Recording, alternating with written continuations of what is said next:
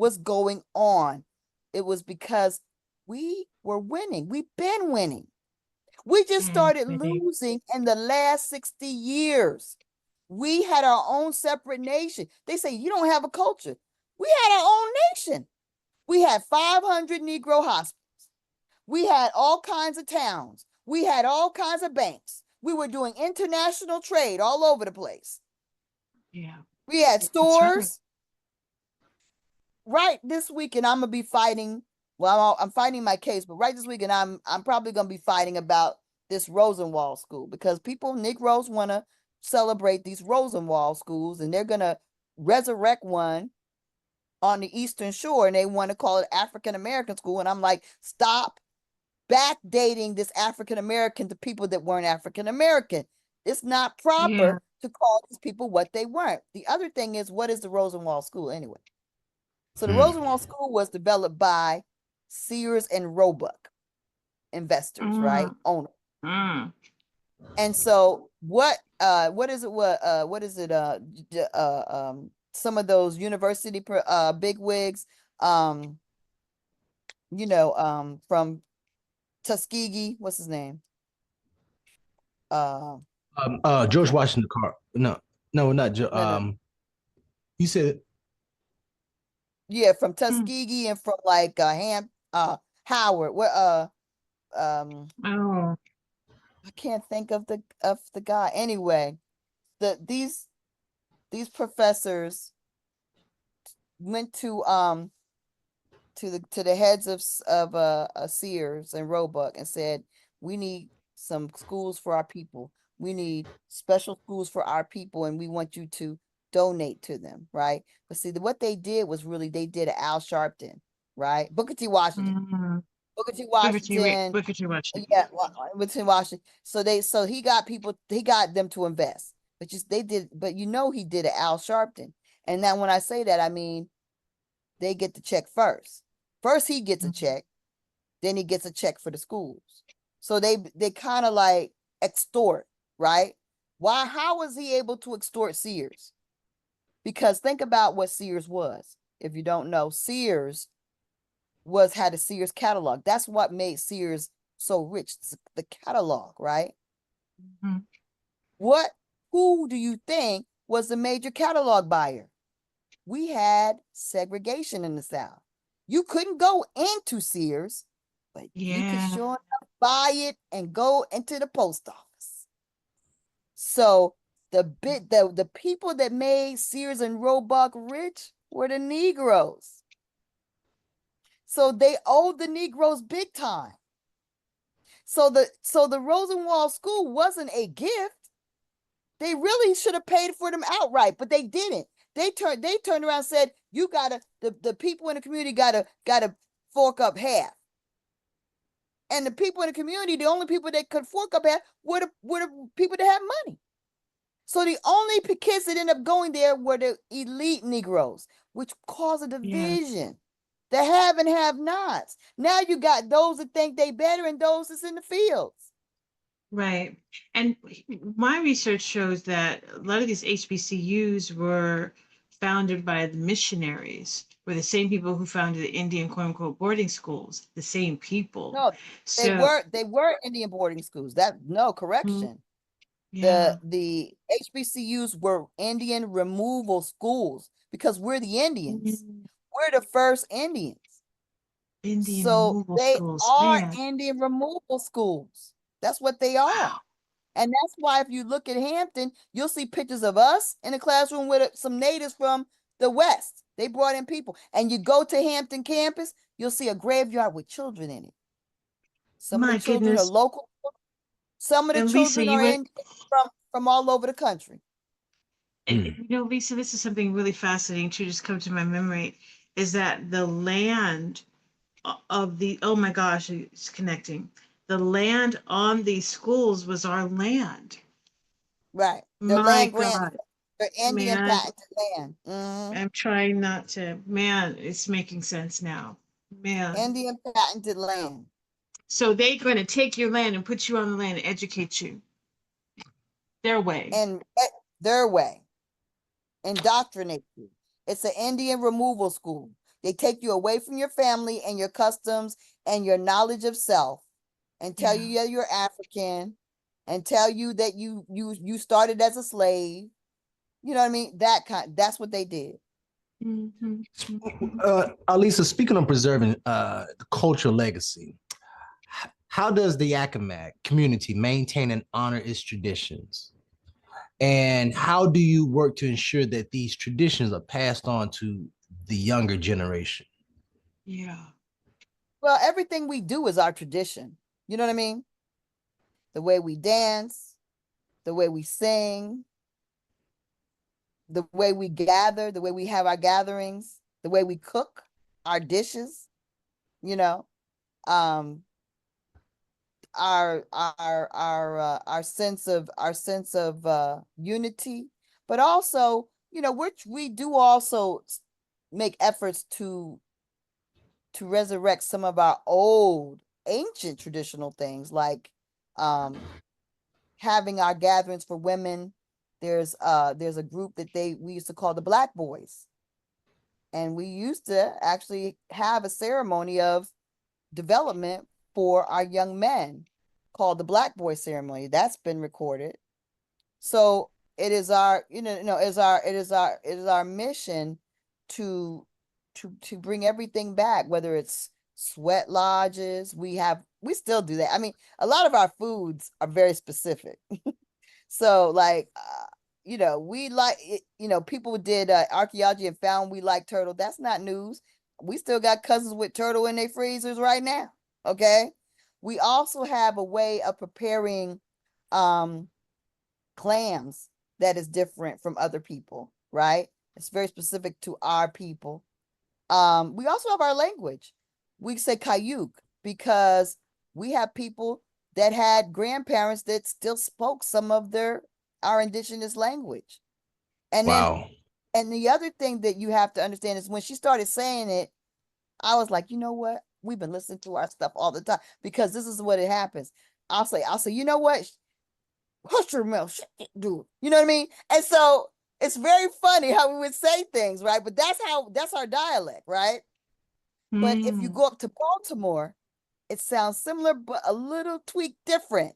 And you go up to Pittsburgh, it sounds similar, but a little slight difference. If you go down to North Carolina, there's a similarity. So you see, that's part of our language that's embedded in our dialect. Push your mouth. You know, shit they doing. That's part of our words that is embedded in our dialect. So you have to see, a lot of times you're seeing your culture, but you don't know what you're seeing. Yeah. You're hearing it, but you don't know what you're hearing. And then when you say, that's what that is, that's why grandma sound like that. That's why so-and-so sound like that. And did they mix in Indian words? Yeah, but we didn't recognize it. So that's the thing, getting all that back and getting us back to our waterways, because we've been disconnected from the land. These people have literally blocked us off from getting to our water. And the skills we used to have as watermen in our territory has gone. Now there's people in Virginia that still are watermen, and they're proud of it and still make money that way, and that's lovely. But for our part on the Eastern Shore, they've been cut off from it.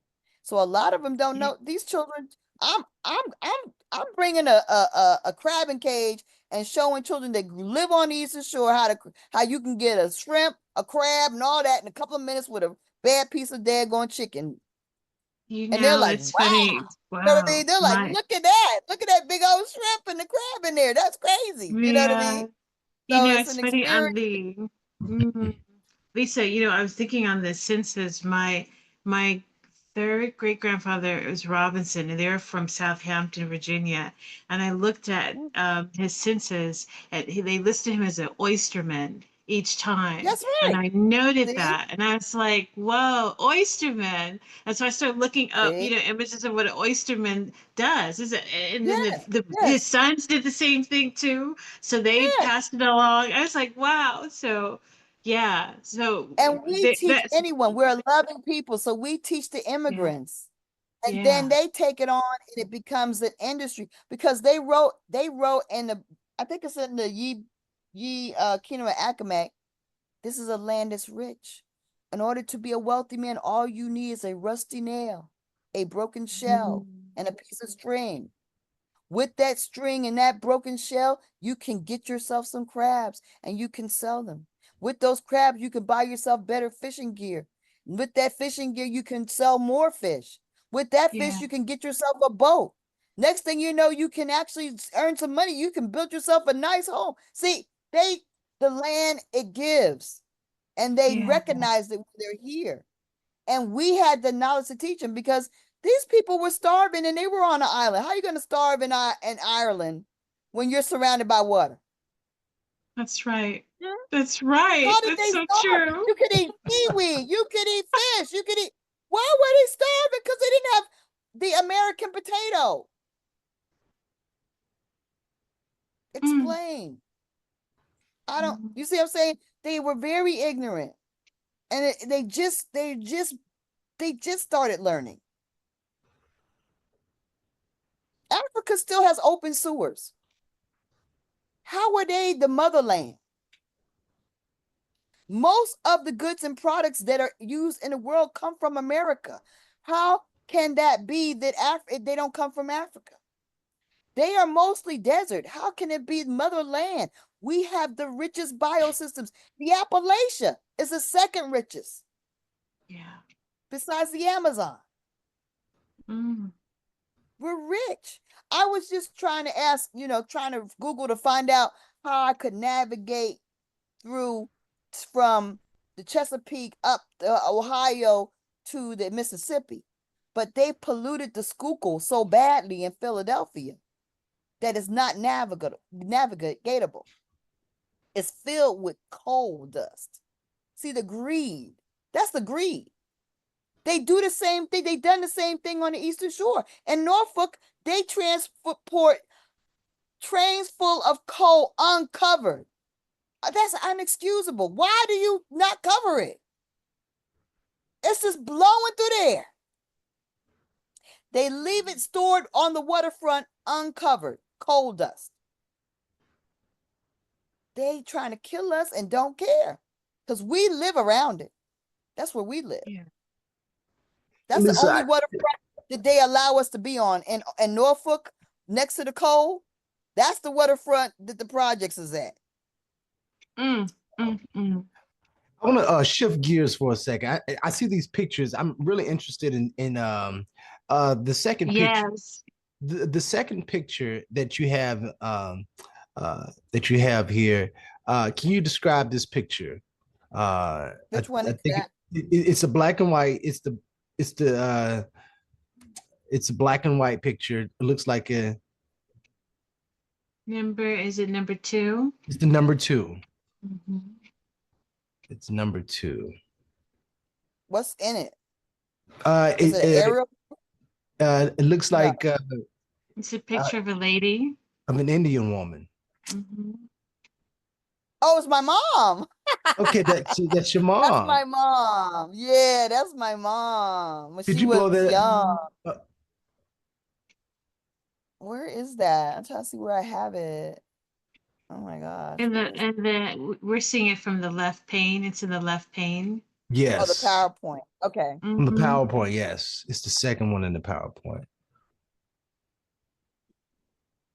I don't know why I can't manipulate it. Why is that?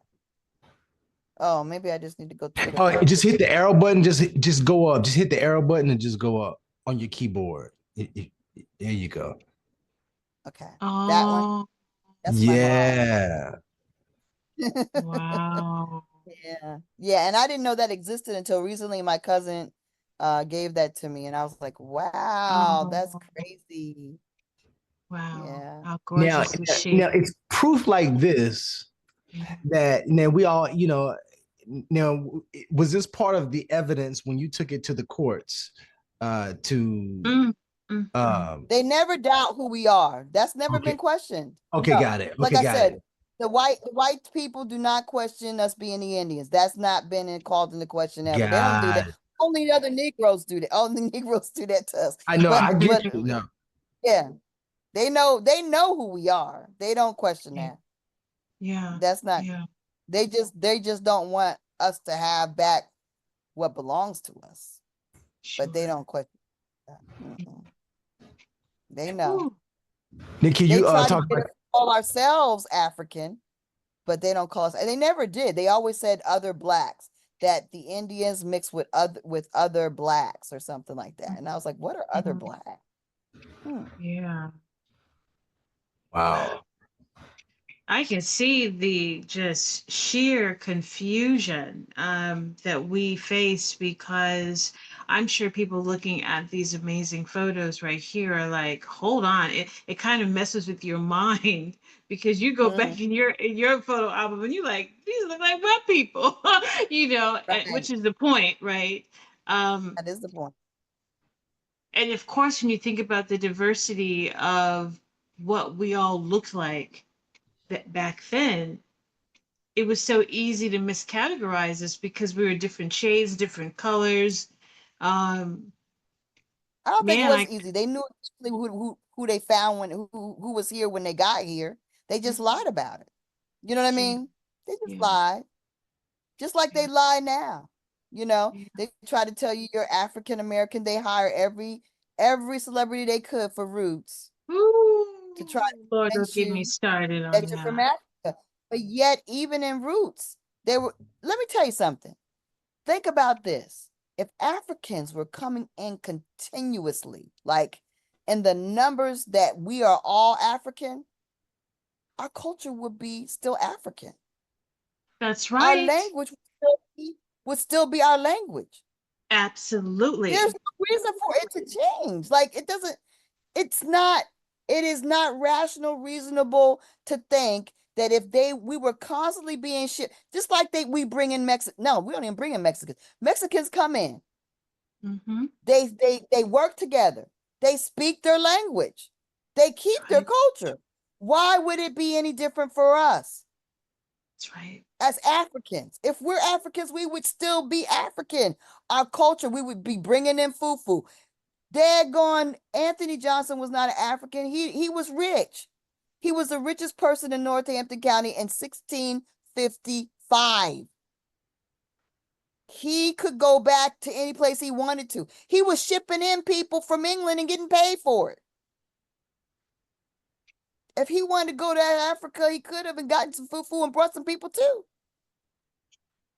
But nobody shipped in their indigenous food of Africa. All them rich Negroes. Yeah. Yep. If we were coming in constantly, our languages would be intact. For if everybody's African, there's no reason for us to lose our language. Why? What would they gain by taking our language away? We're not home. It ain't like we could just walk off the edge and go back. So And it doesn't track. It doesn't make any sense. It's not logical. uh, It is illogical. That whole mm, slave trade is illogical. yes. The 1790 census gives it away too. I did a video on that and showed them like, hey guys, from the quote unquote Africans that they brought here based on the slavevoyages.org and the quote Mhm. unquote slaves and the census, like over 600,000 slaves. So who are those people? Ding, Right, ding, ding. right, You tell on yourself with right, the records too. right, right. It doesn't add up. The math doesn't match. Mm-mm. Not mathing. And also the other thing is when the slave thing doesn't really match up because when you look at find out what is the largest plantation in this country. How many slaves did it hold? How many of those were there? Where were these so-called people? See, we don't even have the answers to that. If all these slaves existed, where were these plantations? How many people? Because most of the plantations I find, they got 50, maybe 100, maybe 20. Yes. Yeah. You're right. So where's the accounting for all these other people? And here's the Make other it make thing too, sense. Lisa. Yeah. And then right after the Civil War, we were still there. how did we go from being on plantations, all of a sudden we're now working the land as and, sharecroppers? and We got were money. always, We had we have 17 HBCUs in 1866. Most of our main biggest HBCUs were built right during and after the Civil War. Make that make that's sense. right. How are you That's broke and right. building colleges? Building colleges while you broke. We It weren't got broke. towns and everything. It doesn't make Wow. sense. Yeah, it doesn't. Well, Brian, Doesn't make sense. do you have any other questions? I mean, my Uh, goodness. I think for the listeners, this question is for the Hmm. listeners. What advice would you give those who are just lost, who don't know who Yeah. they are, who's been lied to, who really want to start the investigation or the digging of their indigenous heritage? What advice would I you would give start those? I would start by just doing a little research, asking questions, calling up your old aunties or your grandparents or whoever and saying, who was your mom? Who was your dad? What was their name? Where did they live? Do you know any more? How about your grandparents? Do you know where they came from? Do you know where they lived? How long were they always there? Were they born there? About what year is that? Do you know, have an idea what year that is? Just the basic year and the last names and the places is going to be a big start because that's what I started out doing like in the 80s. I was like, I had a scratch of paper that I got from her kitchen that I jotted down the names of my grandfather's people, and I had it for years. I had it for years. And then when I got to be at a point where I was ready to kind of dig in on him, I had those names to work from. She wasn't around anymore, but I had those names, you know. So it's important to get those names. Also, when old people like to go to funerals, we might not like to, but they do. And they collect the programs from the funerals. And that lists all the brothers and sisters and the survivors and collect the programs. Somebody might pass and they don't want anything. They'll throw that stuff out. Say, I want them programs. What they got in their drawer? Usually they keep it in a sock drawer or something. Get the program. Mm. Obituaries are just So, genealogists. There's certain tools that, right. yes, genealogists, it's gold for us. Obituaries are gold for us. They're gold, absolutely. They Outside of talk the about census. everything. Yeah. Yeah. Yeah. They talk about Mhm. everything. And just like and that's just basically it. And then just the whole thing is just trying to piece together what you can and just be patient. And everybody's not gonna be some people are European, some people are Negro European, Black Europeans. Um, and that's cool too. But finding out who you are that's what's important. And don't trust all the hints on ancestry because they be I lying to you was now. just about to say Yeah, that. What are you gonna say to They those people lie. who said, they "I'm Don't trust do. those so hints. Mm-hmm. You don't be Don't just trust the add hints. people. You got to do the research on the research. Gotta Absolutely. verify it. And use Uh-huh. yeah"? research, use The, different sources and stuff. Don't just trust that. But No. and go Right. to family reunions. Use Facebook. Facebook may have a lot of old folks, but they have old Yes. folks that actually organize family reunions and gatherings. And if I was to do Yes. anything different, one of the things I would do different was before I did a summit, I would have taken a whole summer and slated out the summer with everybody that I think I could be kin to and go to their reunion, invite myself to it. Say, I'm cousin, I'm coming. Can I come? Do I have to pay I plan the thing and show, pay the money and show up. And then you get to talk to them. But I would not have pushed any Indian stuff. I would just listen, got to, socialize, get to know the names of the family, get to know the history as they know it. Maybe say just a little something that we might be, but not heavy, nothing heavy-handed, just light and easy, have a good time and get close with people. Because that way, when you come next time or the next time and you're like, hey, I got some information you might be interested in, they'll be receptive to you. And you already got your people that you're connected to. That's your nation. excellent, excellent. Wow. Thank you. Wow. Thank you for sharing your story, your journey. Um, Mhm. I'm always a student to listen, and I don't act like I know it all. We And all are students. We're learning every day. exactly. The Yeah. Chris, you have any final words? Just, Lisa, thank you. Thank you for the passion, Mhm. the learning, the fight, the tenaciousness, just the never giving up. Just thank you for caring. And Yes. we can't do this without you and others who are doing the work. Like I listen to you and I know that, my goodness, there's so much more to do. And I'm in my family tree almost every day, and of course you have things that you wish you had asked, of course. Mm, yeah, um, of course.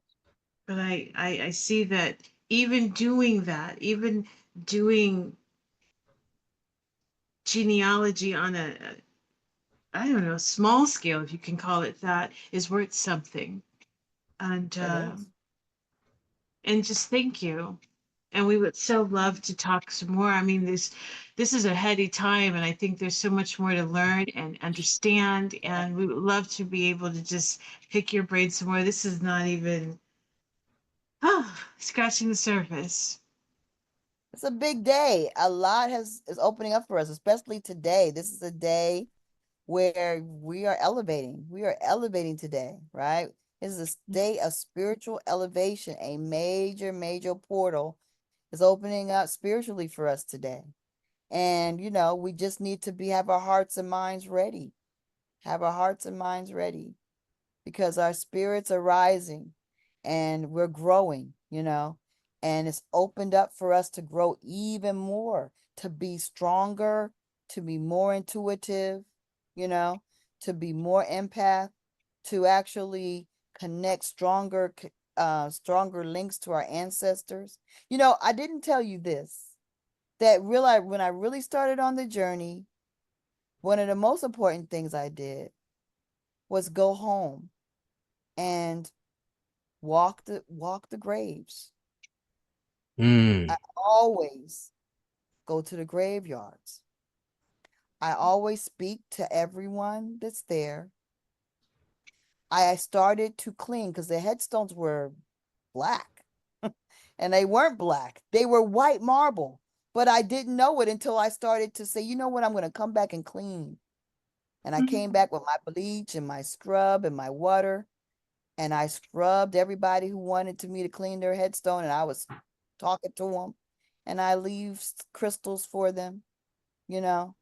So I spend a lot of time, and that's how I ended up with the territory that became our headquarters, because I didn't know that my great grandfather had property. He told me. I was there talking to him. He told me that I had work to do and I needed to get this.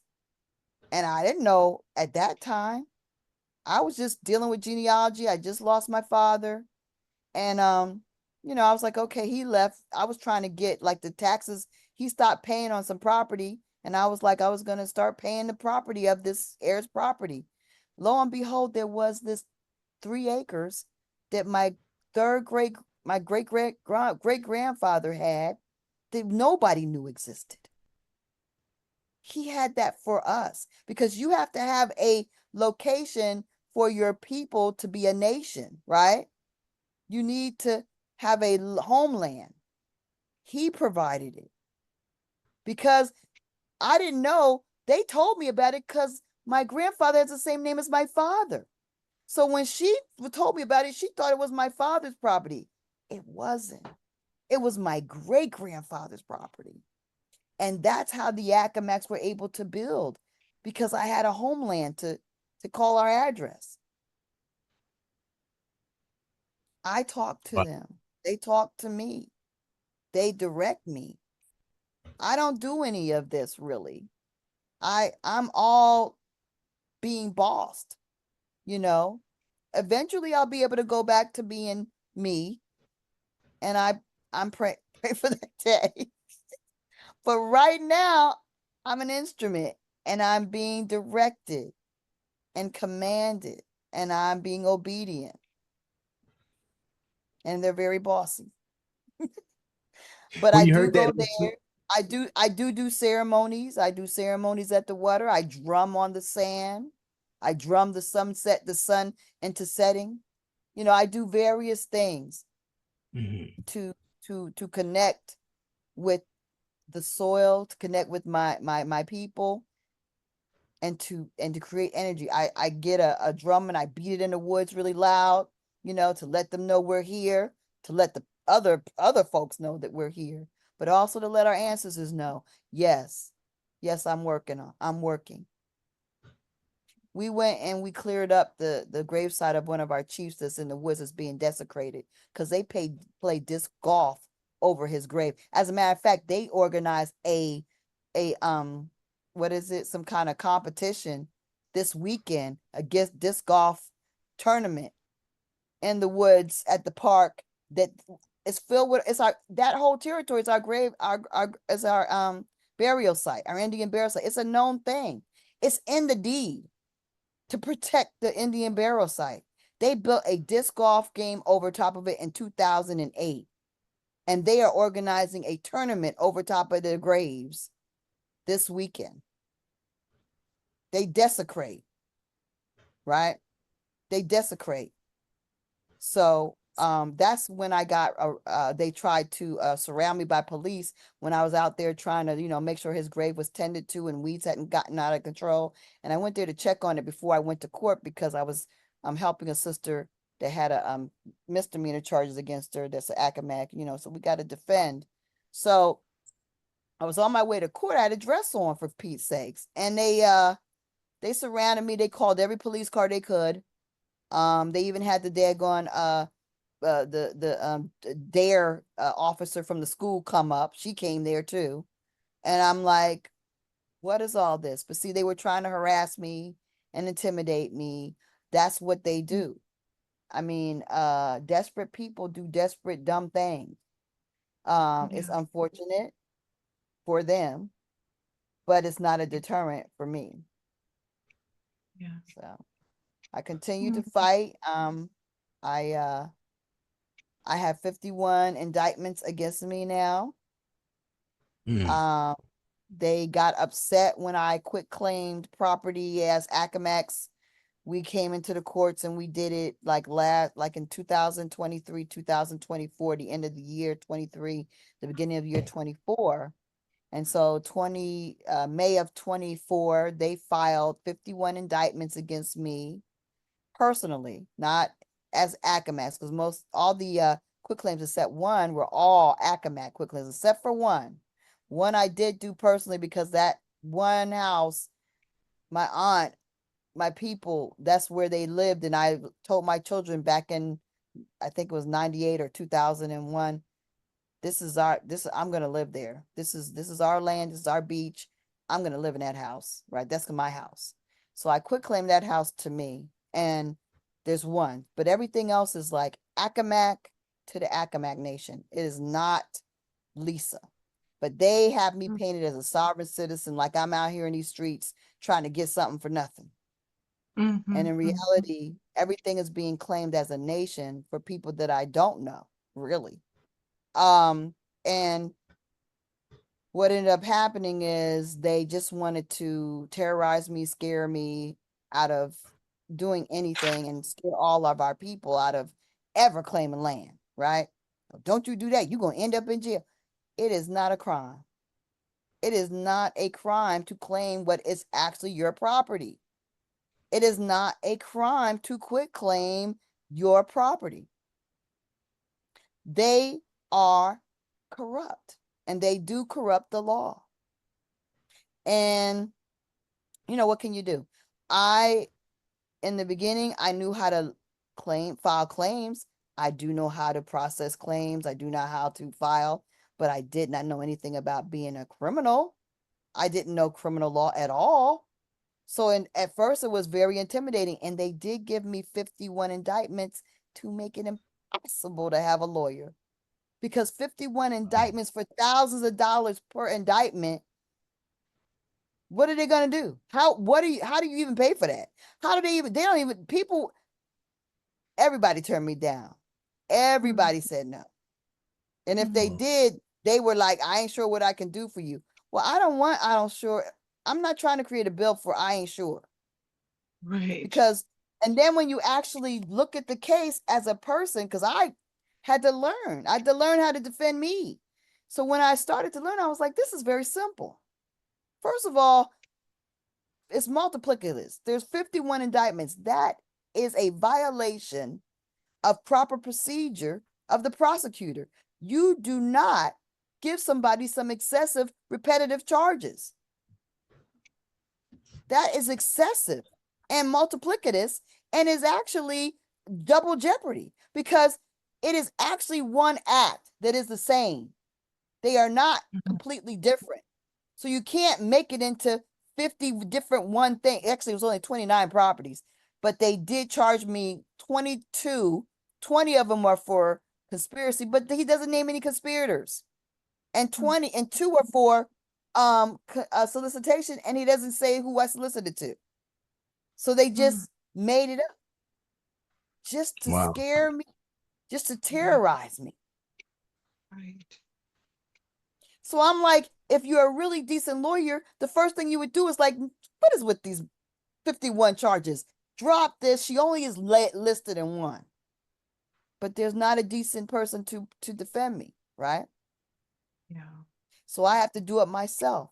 A decent lawyer would have it removed and sent to a higher court, because this is a patent case. This is about patented land, and it's about an Indian. So therefore, it doesn't belong in a circuit court. I had it removed, and they sent that same judge that dismissed my case civilly in 2023. She was the same judge that they used for my indictment. I filed an injunction against the sheriff's department for surrounding me in the park. She was the judge that they gave that case to, and she dropped that. I filed a misconduct against that judge in the U.S. District Court because of what she did in my case by defiling the patent. They dropped that. I filed a recusal against her to have her removed as a judge in my indictment. They ignored that. So I filed to have this criminal case removed and sent to U.S. District Court, and they put her on it. She sat on it from June until October, and then left it in the court that it started in. The corruption is insane.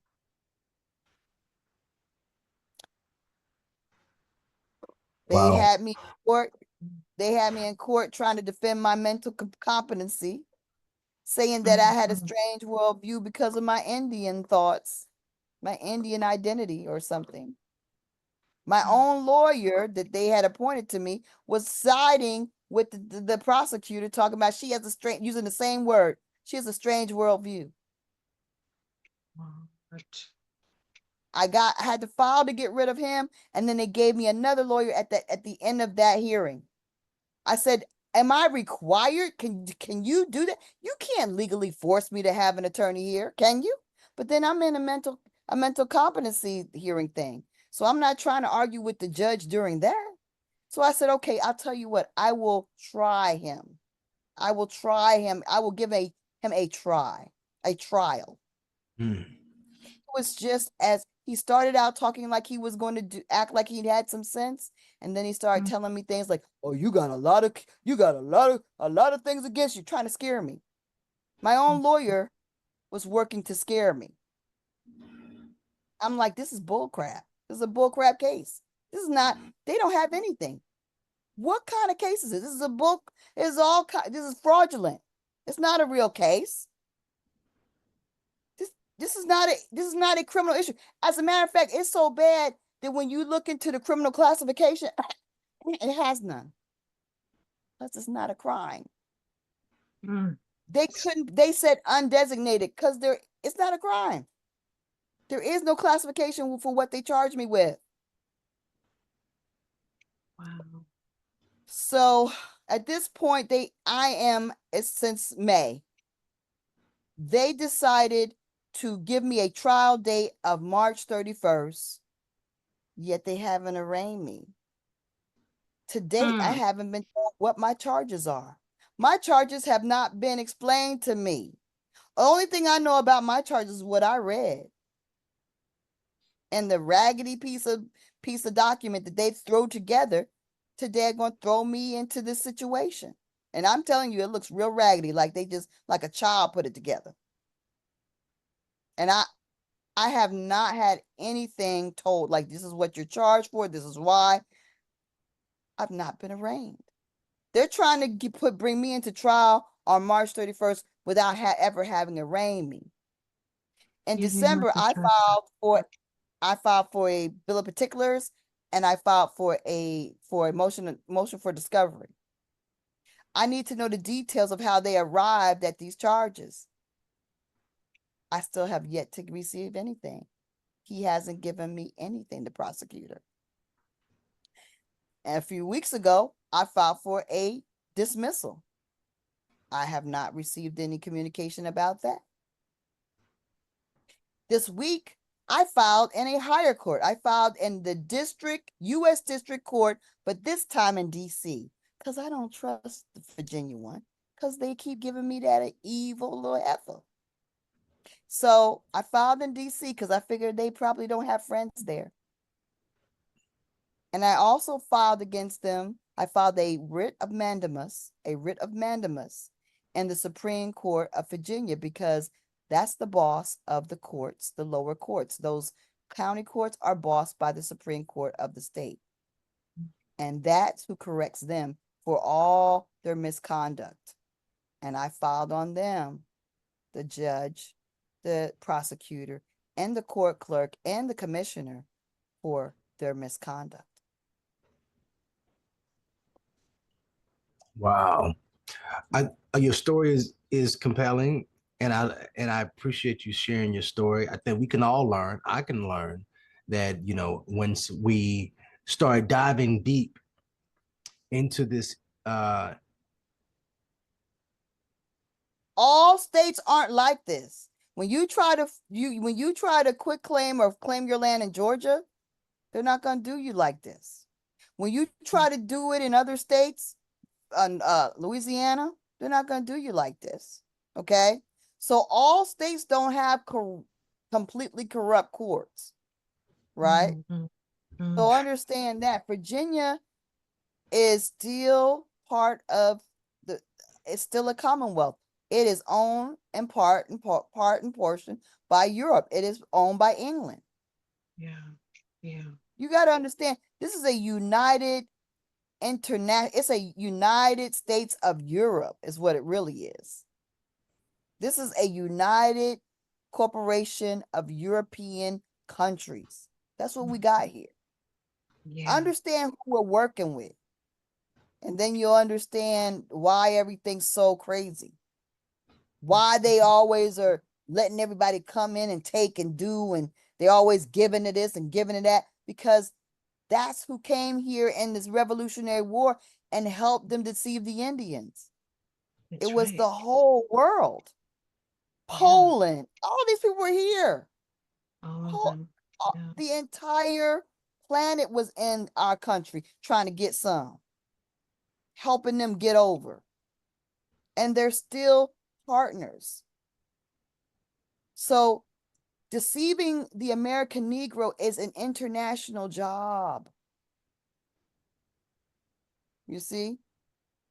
That's why it is what it is. And Virginia's at the forefront of it. So I understand what I'm undertaking and why it is the way it is.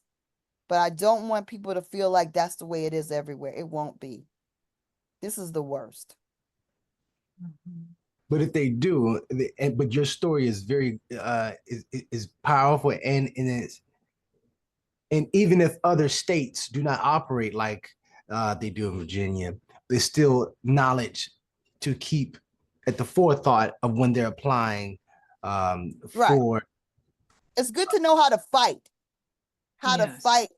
and how to handle the bureaucracy, and what they are required to do, and what they are not allowed to do, and how you can stand up to them and defend yourself. So it's good to know that, you know what I mean? And once you establish it as a people, it's established. So once I go through this, the it'll You're be handled, because what you're yeah, doing, you're helping pave the way, and right. and to making the road a lot more easy to travel and giving more confidence, because they're saying if you can do it, I certainly can do it as well. Right, because I've defended Accawmackes on criminal, like drug things and misdemeanors, and so that's been successful, right? This is going to be successful as well, but it's just that you have to extricate yourself from the fact that they're very disrespectful, they're very rude, they want to think you don't know what you're doing until you hit them in the head. You got to hit them in the backside and let them know this is real. If you don't believe me, ask your friends in DC. If you don't believe me, ask the friends in the Supreme Court if this is real. Yeah, I really did you that way. I really got you. Wow. Yeah. They got to learn. They got to learn. They got to be trained. Mhm. Wow. I want to thank you, Lisa, for sharing your story. It's been an amazing. Thank you for taking us on your journey, and and all of your trials and tribulations, and the lessons that you've learned, and the lessons Yeah. that and thank you for sharing them with our audience, myself and LaChris. And I hope that it's a blessing to everybody who, in the present and in the future, uh, that will look at these videos, that will watch these videos, and that will learn Right. uh, Right. from your story. I want to thank you for joining us on American Aboriginals. Uh, until next time, we'll have more stories like Lisa's, Yeah. and stay tuned for more. And remember to always do your research and stay vigilant. Stay vigilant and always ask questions of your ancestors who are still here, living and breathing. Do not let them leave this earth without you asking questions: who, what, when, where, why, and how. On that note, I will see you next time on American Aboriginals.